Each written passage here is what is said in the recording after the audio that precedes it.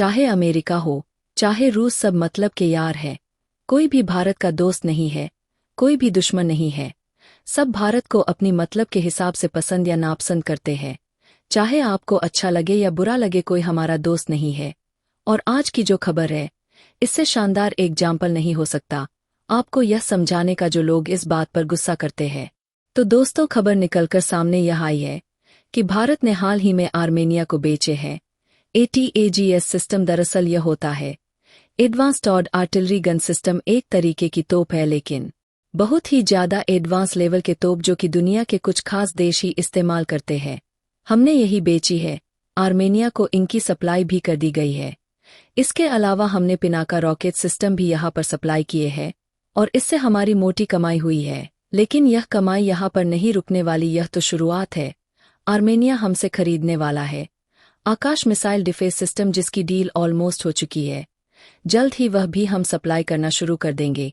उससे हमारी कमाई सबसे ज्यादा होगी और उससे भी ज्यादा मोटी कमाई तब होगी जब हमें वह देगा ब्रह्मोस मिसाइल का ऑर्डर। जी हाँ, उसकी भी बातचीत जारी है।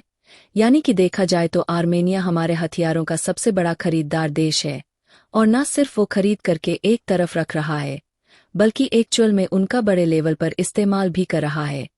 लेकिन यह बात कई देशों को पसंद नहीं आ रही, खास करके उन देशों को जिनका हमने मार्केट छीना है। यानी कि हमसे पहले आर्मेनिया जिन देशों से हथियार खरीदा करता था और अब उनकी बजाय भारत से खरीद रहा है, उन देशों को पसंद नहीं आ रही। कौन है वो देश? रूस। दरअसल आप अपनी स्क्रीन पर देखिए, सोशल मीडिया पर ऐसी रिपोर्ट निकलकर सामने आ रही है कि जो रूस के लिंक अकाउंट से सोशल मीडिया पर, यानी कि खास कर की बात करे कि अब आर्मेनिया भारत से और कोई भी हथियार नहीं खरीदने वाला, क्योंकि वह यह भारतीय हथियार खरीदकर एक तरीके से खुद को फंसा हुआ महसूस कर रहा है और उसे लग रहा है कि भारत ने उसके साथ स्कैम कर लिया। कुछ ऐसी प्रकार की रिपोर्ट्स आ रही है सोशल मीडिया पर। लेकिन सच्चाई क्या है? सच्चाई इसके ठीक उलट है। भारत से उन्होंने दोनों हथियार इकट्ठा नहीं लिए। सबसे पहले उन्होंने ATAGS खरीदा था, जो कि 1 साल पहले हमने डिलीवर किया।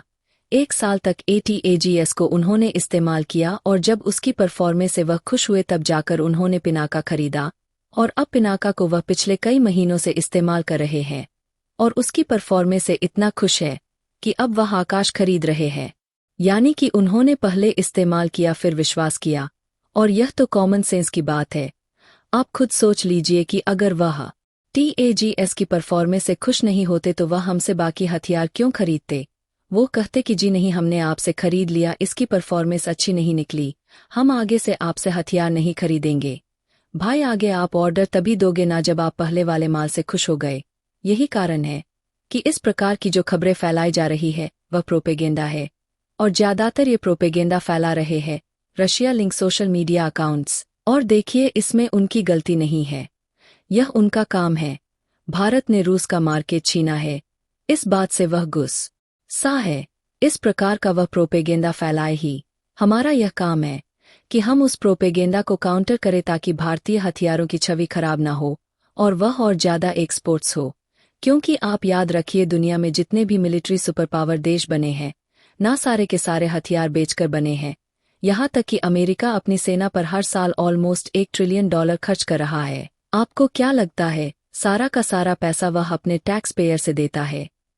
नहीं, ज्यादातर पैसा आता है हथियार बेचकर। यानी कि हथियार बेचकर ही अमेरिका अपनी शक्तिशाली सेना को चलाता है। रूस भी ऐसा ही करता है। और अगर भारत को भी एक शक्तिशाली मिलिट्री का निर्माण करना है तो हथियार बेचने ही पड़ेंगे, इसके अलावा कोई ऑप्शन ही नहीं है। और उसके लिए हमें इस प्रोपेगेंडा को काउंटर करना होगा और हम आम जनता को इस मानसिकता से बाहर निकलना होगा कि जी फलाना देश तो हमारा दोस्त है, कि जी फलाना देश तो हमारा दुश्मन है। कोई दोस्त दुश्मन नहीं है। अगर आपको प्रगति करनी है तो सिर्फ राष्ट्रीय हितों के बारे में सोचना होगा और राष्ट्रीय हित के लिए हमें कभी कभी दुश्मन से भी हाथ मिलाना पड़ता है, जैसे कि हमने चीन से मिलाया है ताकि हम अमेरिका को सबक सिखा सके, और वो काम भी किया है। आपने देखा कि जब से हमने चीन से हाथ मिलाया है, ना कनाडा की तरफ से एक भी एलिगेशन भारत पर नया नहीं लगा और अमेरिका भी शांत हो गया है। यानी कि सबकी नस दबा दी, और इसे ही कहते हैं राष्ट्रहित की नीति।